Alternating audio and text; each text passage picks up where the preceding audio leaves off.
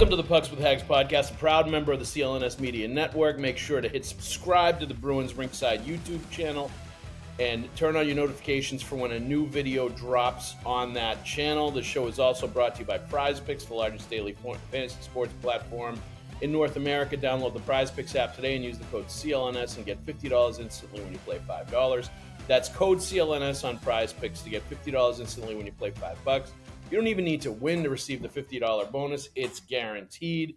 PrizePicks, run your game. Welcome to this edition of the Pucks with Haggs podcast. This is the 203rd episode of the Pucks with Haggs podcast. Thank you, as always, for listening, interacting, leaving comments, just having some fun with us. I'm your host, Joe Haggerty. You can find my work at joehaggerty.substack.com. Subscribe and get yourself a premium membership. Get all of my Bruins and NHL writing sent straight directly to your inbox. I also write columns 3 times a week for the Boston Sports Journal and do a weekly Q&A with the subscribers there, so please subscribe also to the Boston Sports Journal and check out all the great stuff that's going on at that site.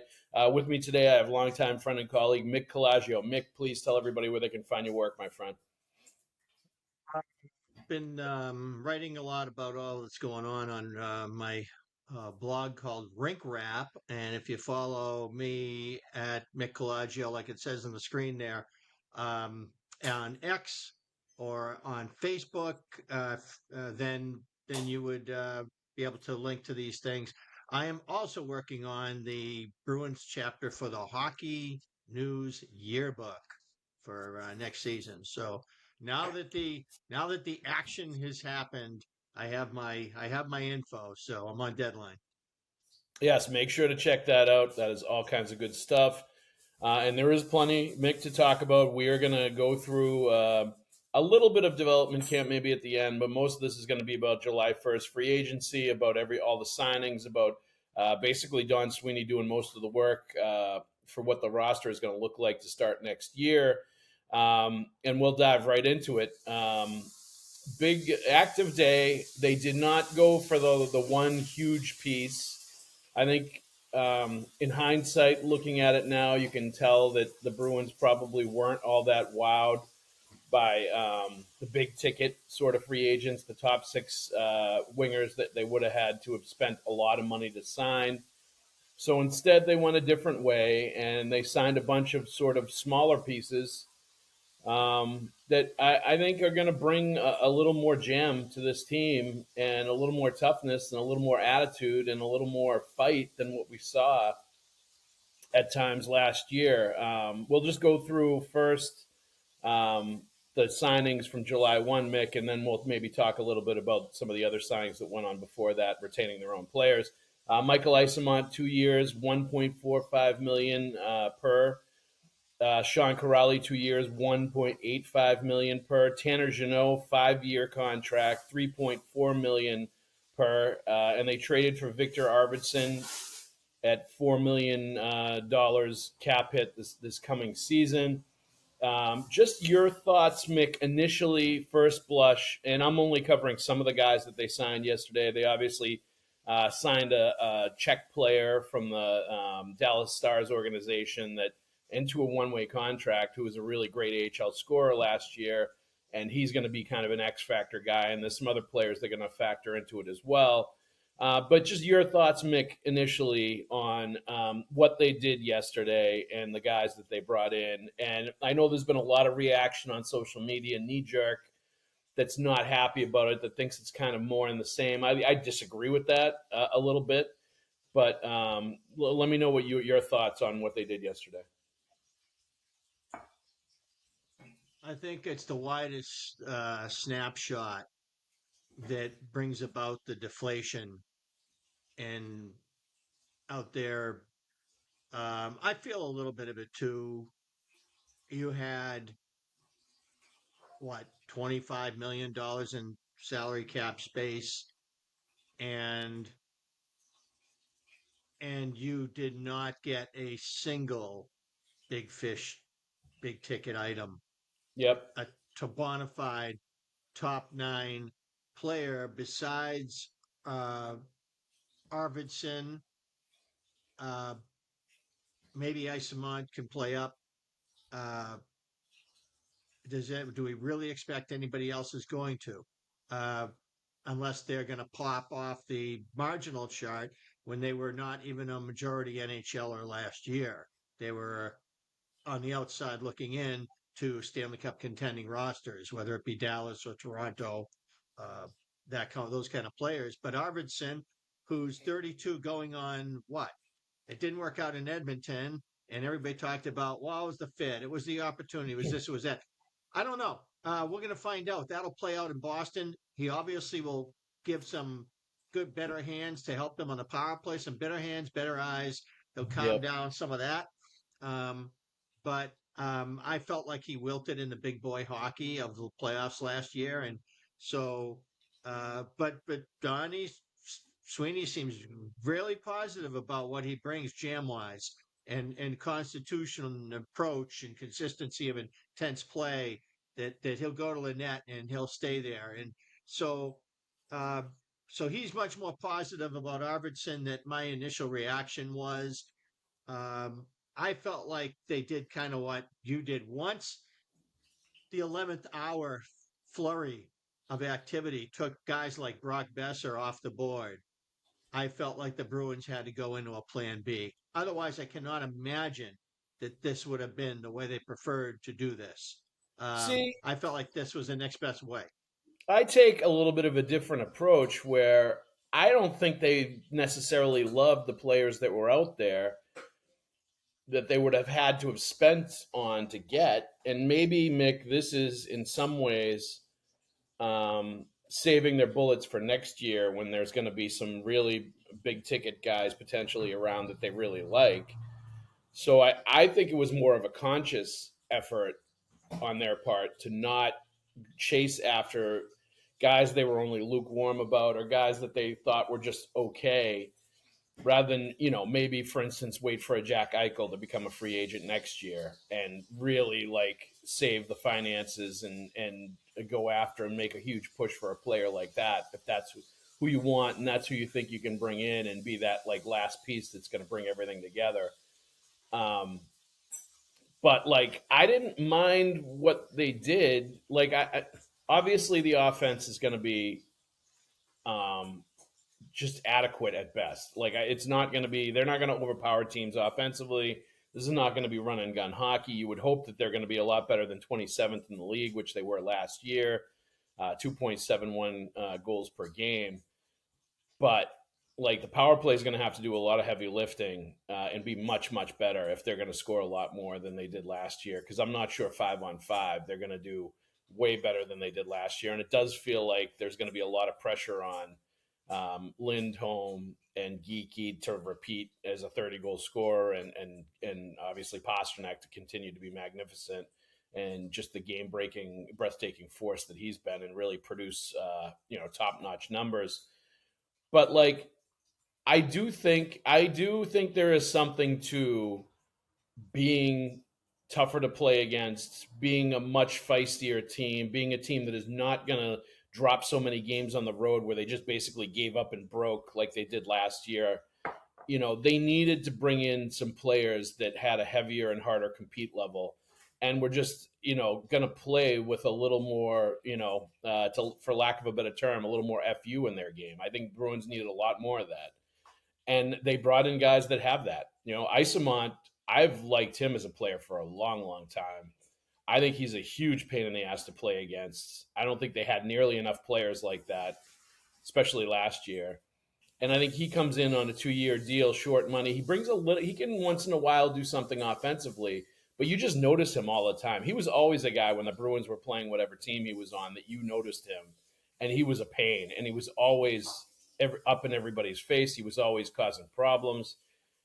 He's one of those guys that I think you really don't like to play against. And I think the Bruins could use a lot more of those. Tanner Jeannot, I think they needed that element.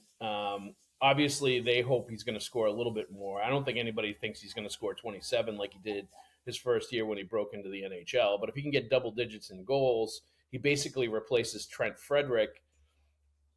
And I think does the Trent Frederick role with a lot more aplomb than Trent Frederick did. Like I think he has no bones about being a guy that's going to fight, be physical, hit.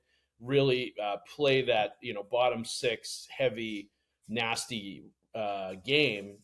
Where Frederick, I think, wanted to be a top six guy, and I don't think he consistently wanted to be the guy that he probably needed to be because of his skill set. So if you were going to give that kind of money to Trent Frederick, I don't mind them giving it to Tanner Jeannot instead at 28 years old, because he's going to play much more to the identity of what you want that guy to play than maybe Frederick was going to on a consistent basis. And I thought it was interesting that Don Sweeney also talked about when he talked about the Jeannot signing, about how this is for now and also for looking ahead to when the guys that they drafted this past June or this past weekend are going to be in the NHL, like protection for Hagens and some of these other guys that they're bringing along that are skill players. I thought that was also interesting, that they're looking at him to like play that role for a while and be that guy, and looking ahead to when those other players come online.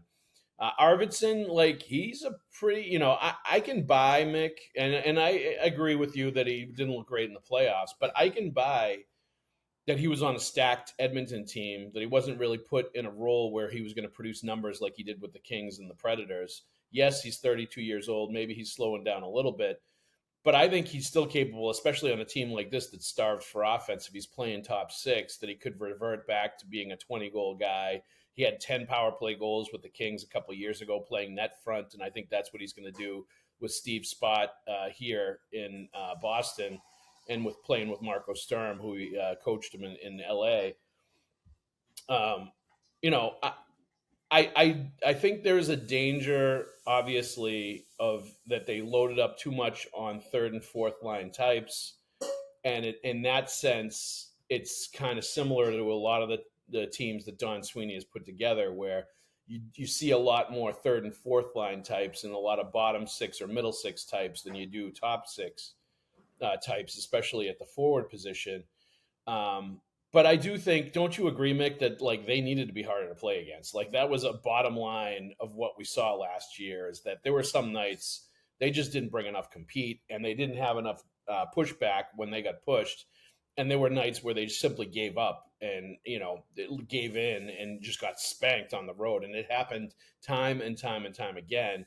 And they needed players with more backbone. They're not going to let that happen before anymore, if they wanted to get back to more of a competitive, like scratching and clawing maybe for a wild card spot, and sort of getting on the upswing over the next couple of years, where maybe 2, 3 years from now that they're back to being in a highly competitive place. But there's a bottom line competitiveness level that they needed to get back to, that I think they kind of did with this, even though it's not going to light anybody's world on fire, the names that they're bringing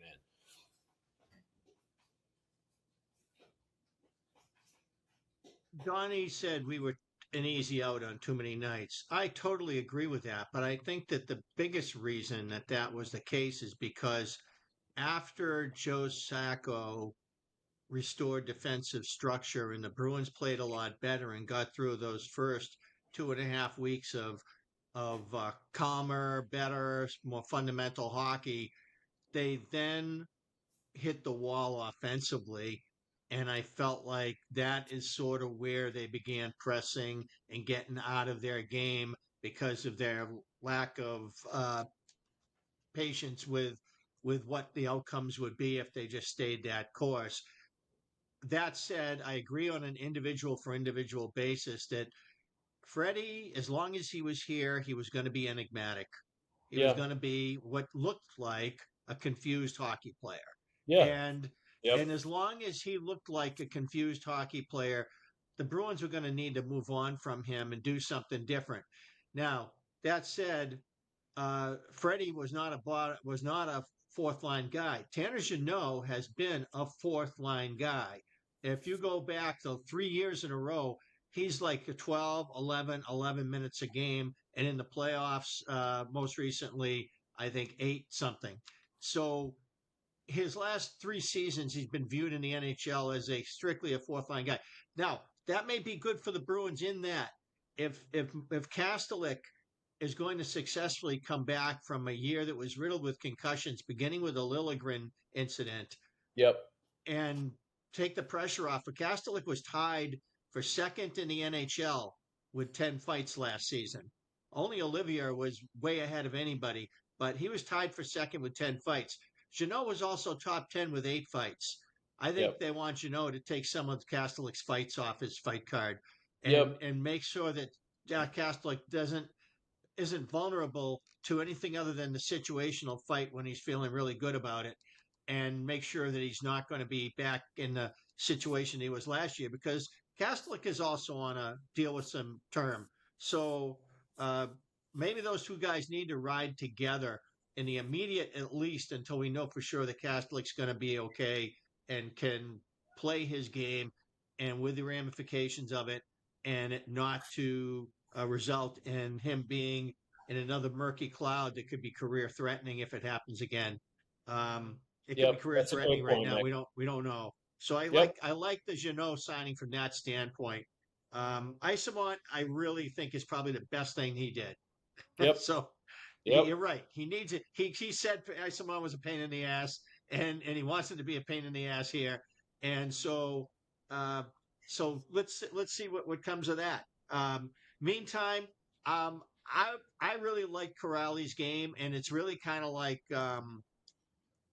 off off off plan, off radar, off memo for Don Sweeney to cycle back to the Bruins, a guy, one of the many strong fourth line guys that graduated from Boston to be play bigger roles on other teams. For him to come back here in his 30s and to play for the Bruins, he helps fortify the middle and gives him he can play wing and he can play the middle and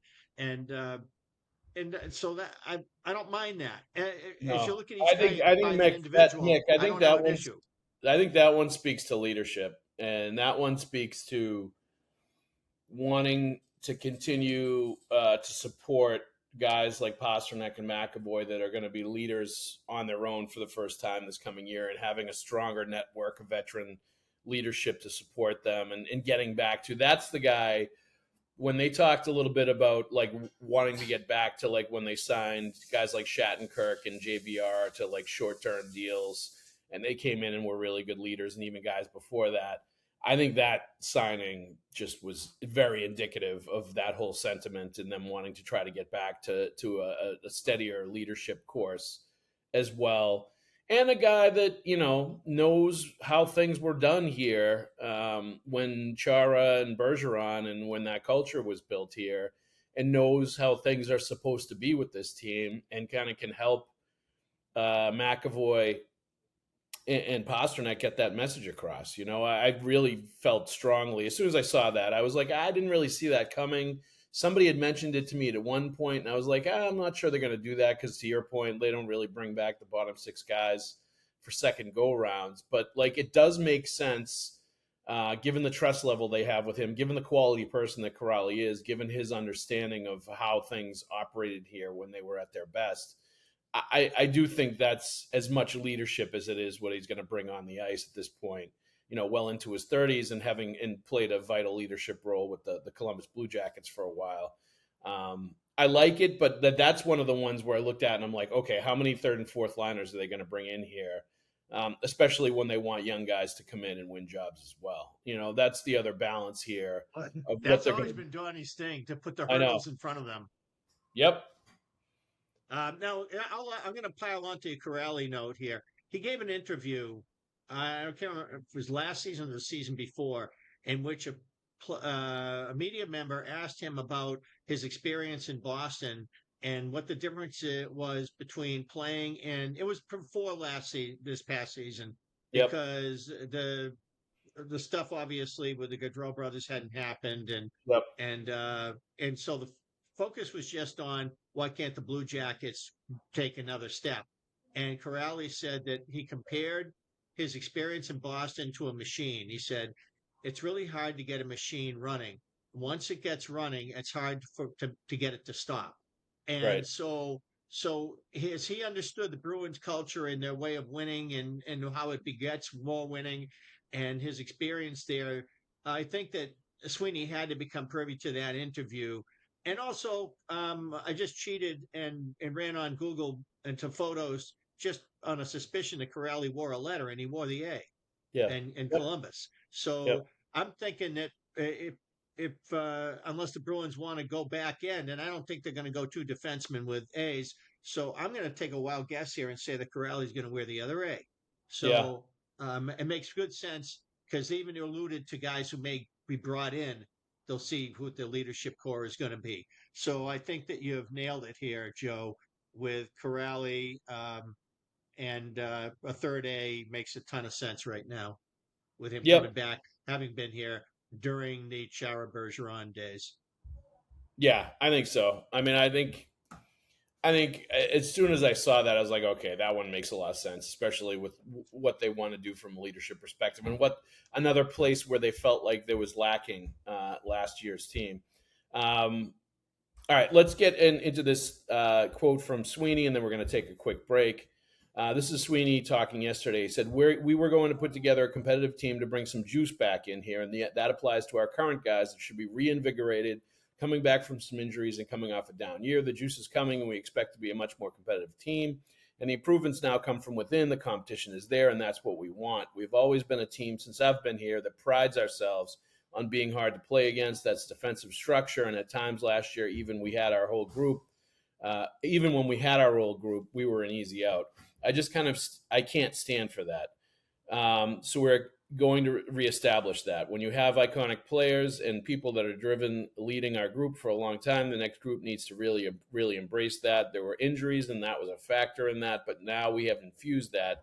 We have guys that are self-starters. We have guys that are going to show up every day at practice. We have guys that are going to show up when the whistle blows and drag people in with them. And if they aren't dragged in, then they won't play. That's pretty strong wording from Don Sweeney. I totally think it's called for, though, given the season they had last year.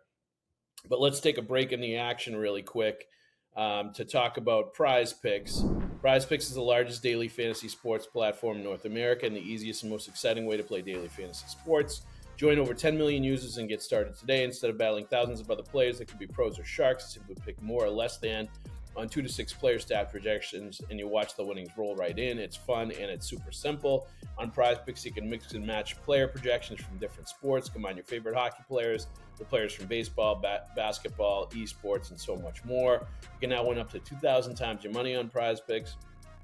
PrizePicks now offers Venmo, MasterCard, and Apple Pay for quick and easy deposits into your account this sports season. Download the PrizePicks app today and use the code CLNS and get $50 instantly when you play $5. That's code CLNS on PrizePicks to get $50 instantly when you play $5. You don't even need to win to receive the $50 bonus.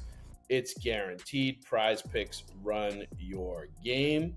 And for those of you listening to this episode of the Pucks with Haggs podcast, we ask that you subscribe to the podcast, like, and leave a review. And for those watching the show on CLNS and enjoying all this hockey talk, go ahead and hit that like button and subscribe to the Bruins Rinkside YouTube channel, where you can find our show and a lot of other great Bruins content with fellow Bruins talkers like Conor Ryan and Evan Marinofski. There's also the CLNS Media Network, plus Celtics All Access on CLNS, the NBA History Channel, Patriots Press Pass, and the Bruins Rinkside YouTube channel as well. Also, please make sure to turn on your notifications so you know the instant a new Pucks with Haggs podcast video drops on the interwebs. All right, Mick. Anything else you want to mention about the moves that they made yesterday? No, just the 11th hour move to get keep Henri Jokiharju off the market. That was gigantic. I think from a singular standpoint, it's the most important thing they did. And because you have to have a top four, and now they got it. And Jokiharju will be the quiet, silent member of that top four. But we saw what he did, coincidental with the calming of Zadorov's game and how well that fit worked. And he enjoyed it here. 3 times 3 is about 2 million better than I thought it could have been. I was encouraged when Dante Fabro, disappointed on one hand, but encouraged at the cap hit that Fabro signed for under 5 million in Columbus. So it made sense that the Bruins could go. And the compromise with Jokiharju was 3 years. He gets to hit the open market right when he turns 28, and which is a little sooner than I would have imagined. So he gets to hit it again in 3 years, and the Bruins get a solution for 3 years. and they get a much more manageable cap number than that could have been, I think. So I really like the creativity of the Jokiharju deal. Yeah. No, I mean, I liked all of the contracts and all the stuff they did leading into free agency as far as locking up some of their players. I thought the 5.5 million for Morgan Geekie was right where it was going to be. It was going to be somewhere between 5 and 6 on a 5-ish 6 year deal, somewhere in there, and that's what it ended up being. Even if he doesn't score 30 again next year, I think you can count on him, for 15 to 25, and probably more likely going to be 20 plus most years because he's really found that confidence in shooting the puck, and I think everybody else on that team has confidence in him shooting the puck, so they're gonna feed him pucks, and he's going to score, and especially with the chemistry he has with Pasternak, I think that's something that's extremely valuable. So I really liked that contract. I think it was exactly where it needed to be. He's also a big kid. He's a big, like, sometimes will play a little physical, but was just hard on the puck, strong on the puck. Like, will get to the front of the net when he needs to, and is hard to handle when he gets there. Like the kind of guy that will have success in the playoffs. Like, I think there's so many things to like about Morgan Geekie's game. I also like that he was becoming more of a vocal leader in the second half of last year, too. When you needed people to step up and talk more and lead more by example and do all that stuff. So, like, I think it's a great contract. I was fully in favor of that one. I agree with you. I think Jokiharju was great value. I'm glad they brought him back because he was a great fit. Superb partner with Nikita Zadorov that really brought out the best in Zadorov and was, I love defensemen, Mick, that are like, you don't really notice them that much. They don't ever flash, but they don't ever make mistakes either. And they're just these steady guys that continue to make the right play all the time and do the right thing. And he's one of those guys, and that's the way he played in the second half of last year. And I think there's even like a little bit of offensive upside, more than we've even seen to this point in his game. But like just the steadiness that he brings to the table was super appreciated by me. And getting him for $3 million a year on a $3 million cap hit, I think, is outstanding. I was mystified. I remember, I can't remember if it was you or somebody else at the end of the year when it was saying that Bob Beers was like, what about Jokiharju? We don't need him, or like, wasn't Well, bullish it on was him. me, and I don't want to. I want to make sure I'm very careful in how I put this, but he got about 10 seconds of airtime on the Bruins season wrap on the 98.5 Hockey Show, in which Beersy was thrown the question, and he said, "I don't think Jokiharju is the answer." Yeah, well, That's all he had to say, and that was the okay, length that's of the what it was. discussion. So, and that I kind mean, of, he's I not. was like hoping that Beersy would flesh that out for me, because my attitude is, what are they waiting for? Let's get this guy down now. Yeah, The other reason I think I like the application to the Bruins as to how you described Jokiharju, and I agree, is that Zadorov and McAvoy play alpha male games. right, and And take a if lot you of already risks. have two Yeah, guys who play alpha male games in your top four, I yeah, don't think you want, um, and Lindholm isn't an alpha male, but he drives offense more than the other two guys do. yeah, So from a versatility standpoint, so Jokiharju, you need that guy to necessarily not be of the same style. Otherwise, to me, you're in danger of becoming the Calgary Flames, where you run around making big noises and you don't win. yeah. Well, I mean, in any hockey team, you don't want all of the same players, right? You need different players that have different strengths and can do different things to complement each other.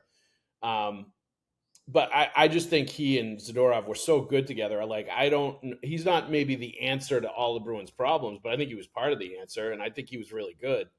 And I'm glad the Bruins recognized that, and that he was really good with Zadorov, and like he brought the best out of one of their most important players. And I think that's all important. So like I really like that signing as well.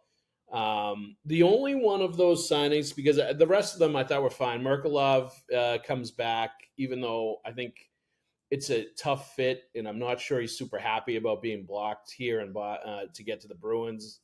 And seemingly blocked, and hasn't really, like, probably feels like he hasn't gotten the legit chance at the NHL level that he wants to have or thinks he deserves at this point. Um, So like that's going to be an interesting one to watch, and how he plays at Providence and how much of a chance he gets and all that stuff. But even that one, I think it's fine to have some guys in Providence that are a little pissed off that they're down there, and think they should be playing at the NHL level. And I think that's every organization has that. Johnny Beecher is the one that like I still can't figure out why they brought him back and why he's still with the team, other than it's $900,000 cap hit. So if he doesn't end up making the team, if he ends up getting beat out for an NHL spot by all these other bottom six types that they've signed and brought in, that's not going to kill you on the cap if he ends up down in Providence. Um, but I just think, he does win faceoffs. He does look good skating around on the ice from time to time. But like, I just feel like he's one of those guys that, when they talk about some of the issues they've had with this team, I don't think that guy is part of the answer. Like, that's a guy I would say, I don't think he's the answer, and I don't think he's part of the answer, and I'm not even sure why he's back, other than he was a first round pick by the Bruins, and they are trying to like salvage that and make something out of it. He and Trent Frederick have a few things in common. One, they were late first round draft picks. Two, they're left shot, big forwards who can play center or wing. Yep. And it was expected of them. Now Beecher's main strength, now Frederick's main strength is his ability to throw down. Uh, that's his specialty. Beecher's specialty is he has an elite stride. He's Yep. he can shorten the rink for the Bruins and get in on the forecheck. Now, Yep. how many years does he get to translate? I'm not sure Beecher would have been kept if the Bruins were not casting away Trent Frederick as Yeah. the 24-25 season fell to pieces and they let go of another first round pick, albeit a very late first round pick. I think that saved Johnny Beecher for another season with the Bruins because of the. So I consider this a prove it deal. Yeah. And what's it? Just 1 year, right? Yep. And so I feel like they're giving him a prove it year, and I think the Frederick situation is pretty much what allowed him this rope that he has with the organization right now. Uh, so, and if you look at him piece by piece, and versus several of these other guys that they signed, and he actually fits in very nicely with them. He has strengths to his game, and he has things that have prevented him from being a consistent, impactful NHL regular. And he's reaching an age, just like some of those players are, where push is going to come to shove.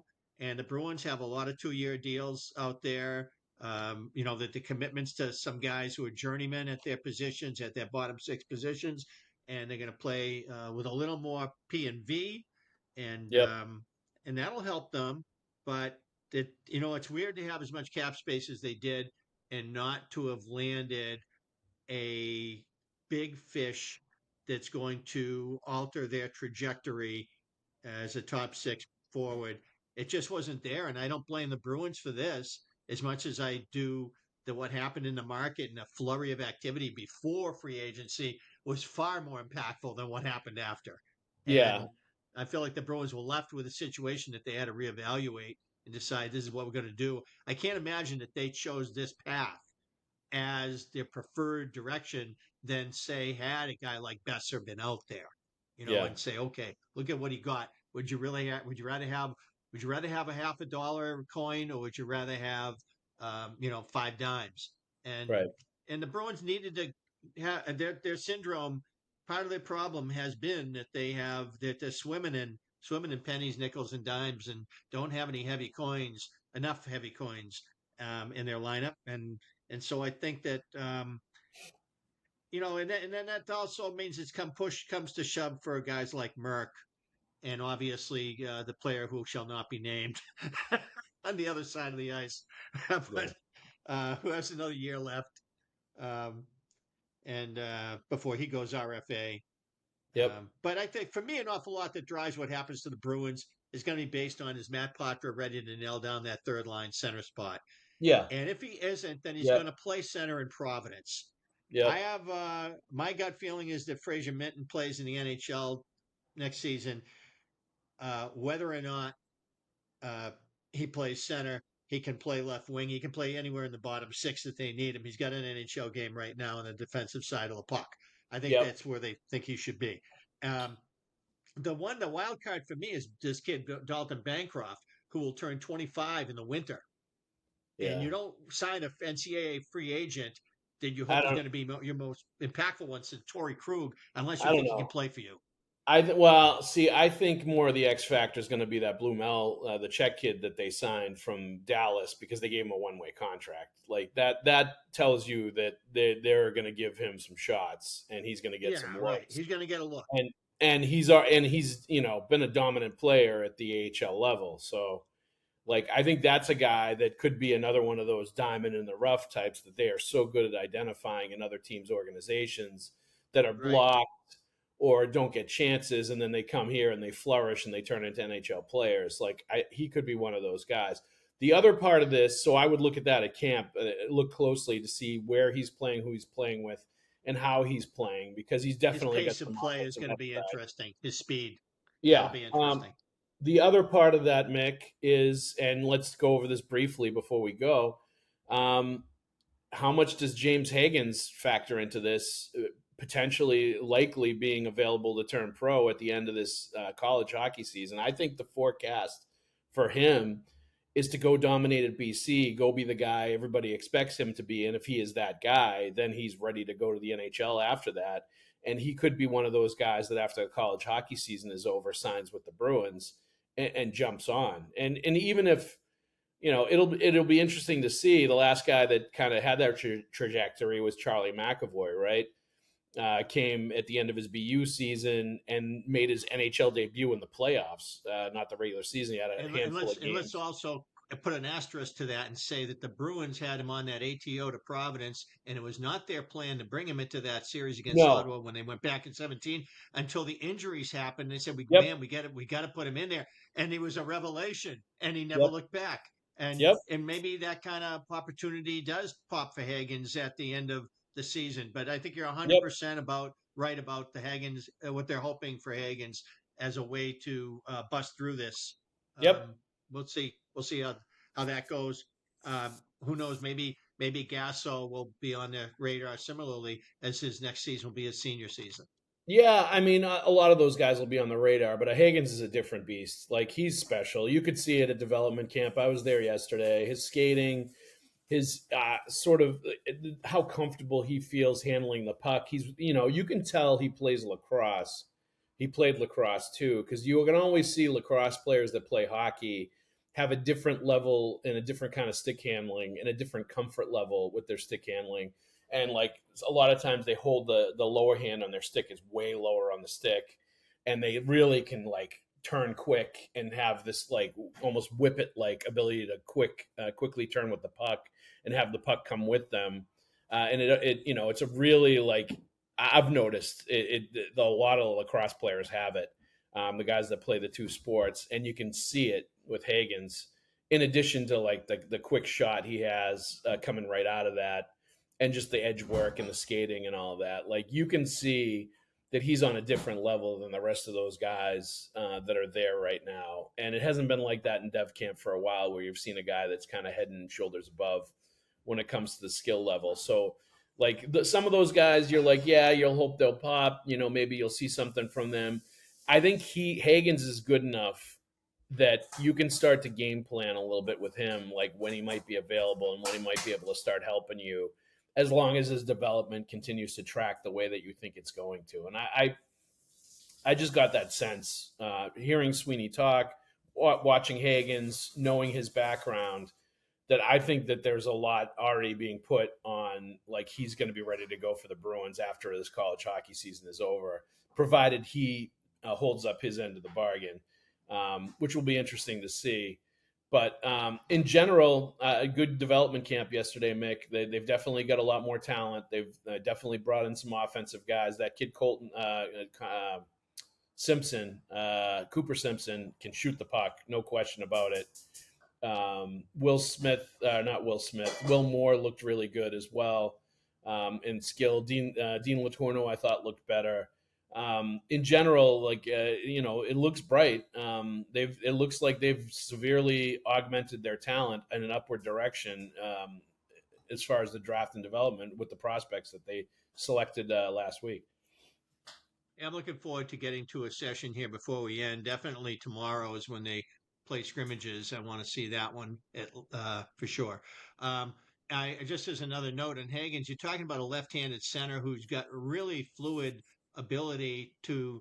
When I think of his ability to skate, accelerate, hands, eyes, zone entries, and his ability to combine those skills on his way into the zone with the puck is hard to find these days. So they obviously have something special there.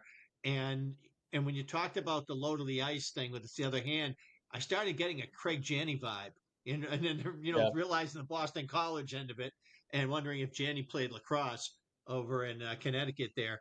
But I don't know that. But I do think of him when I think of Hagens. Hagens maybe a little faster straight line, but definitely has some of that silky mitts and the eyes to go with it. And the zone entry thing is gigantic in the NHL. A guy who can make the plays to get the puck safely in, maintaining possession, be it 5-on-5 or power play. So that alone excites me to watch more of him than just the BC games that I saw on the tube last year, this past season, that is. So that's definitely something that projects very, is really interesting. They got some other college prospects too that probably going to stay in college longer, but guys who definitely to me look like NHL futures. So so maybe this 2-year program of feistiness and culture restoration and will serve the Bruins well as they begin to integrate what has become a much, much more formidable prospect pool. Yeah, no, I think there's a master plan in place and like a 3-year plan to get them back to where they want to be based on everything they did, based on the guys they took at the draft. And it's going to be really interesting to watch. Mick, thank you very much for joining us. This show is brought to you by PrizePicks, the largest daily fantasy sports platform in North America. Download the PrizePicks app today and use the code CLNS and get $50 instantly when you play $5. That's code CLNS on PrizePicks to get $50 instantly when you play $5. You don't even need to win to receive the $50 bonus. It's guaranteed. PrizePicks, run your game. Also, for those of you listening to this episode of the Pucks with Haggs podcast, we are a proud member of the CLNS network. Make sure to hit subscribe to the Bruins Rinkside YouTube channel and turn on notifications for when a new video drops on this very channel. Mick, thank you very much for joining us. Always a pleasure, Joe. Thanks for having me. Everybody else out there, always a pleasure to have you, my friend. Everybody else out there, thank you for listening. We'll see you at the rink.